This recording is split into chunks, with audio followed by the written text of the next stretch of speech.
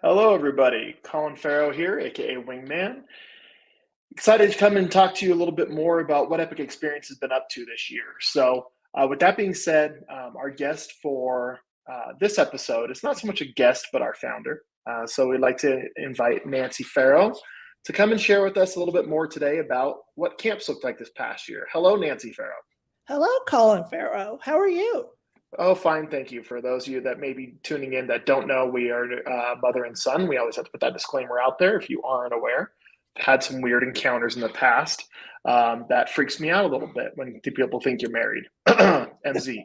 Anyways, just wanted to go ahead and clear that air. So we were excited, obviously, to get back to camps this past year. I'm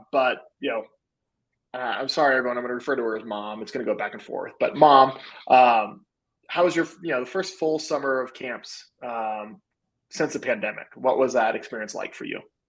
Oh my goodness. It was so exciting to be back in person.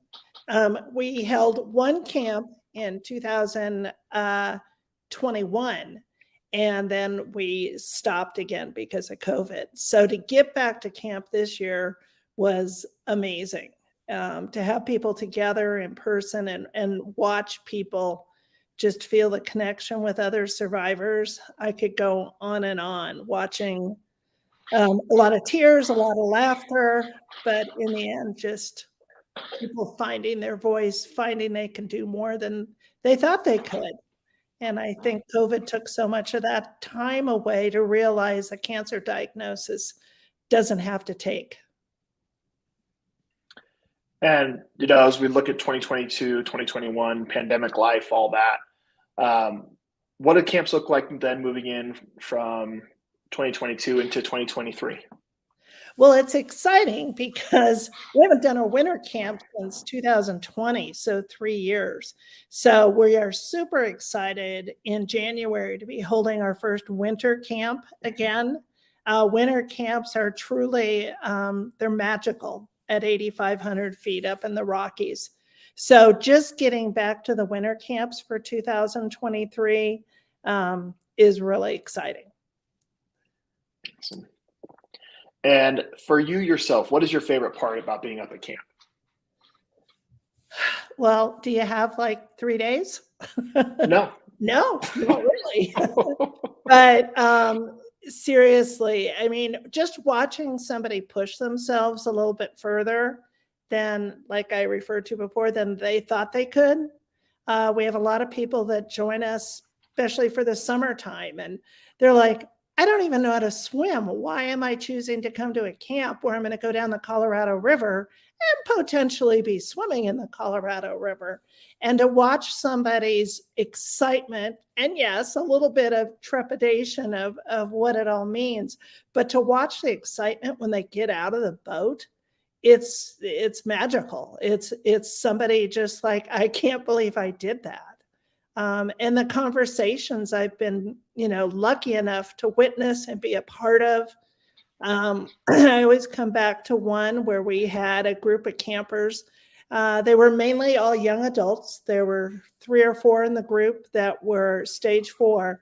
And I walked in and they were laughing, just belly laughing, and tears rolling down their face. And I was like, what are you guys talking about? And they were planning their obituaries. And the normal person on the street would probably think that is just so sad. And in reality, we're all going to pass, as is often said, but it was pretty magical to watch them embracing it and taking control of something. So you took my next question of asking what was one of your favorite memories at camp, but that's okay, because that I was at that camp and I remember that story a few years back. So if we were to look back at 2022, I'm going to put you on the spot here as far as recent memory. What's one of your favorite memories from 2022 from one of the camps we had this past summer? We had some unique opportunities, and one of the 4 camps was a group of men that were all testicular cancer thrivers. And that's special and near and dear to me because Michael, my oldest son, had testicular cancer, and really the reason that Epic Experience was founded.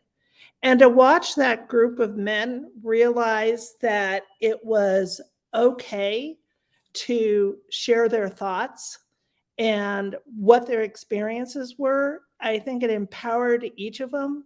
You know, we had one gentleman who had testicular cancer 40 years ago, and amazing that he's still here. And we were all in shock hearing what his treatment was like. And then the flip side, we had a 19-year-old who just finished a really strong regimen of treatment for testicular cancer. And just to watch the bonding of the survivors, but to watch that group of men really realize it's okay to talk about it, and to see that, I think it made them stronger. It empowered them. Yeah. Well, thank you for sharing some of your stories. These videos, we're just here sharing a little bit more about Epic Experience, our programs, what we offer, and what you might experience through these programs. And as we enter the giving season, tomorrow is Giving Tuesday.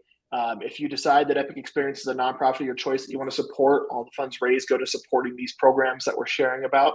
So please consider donating to Epic Experience this giving season, whether through Giving Tuesday.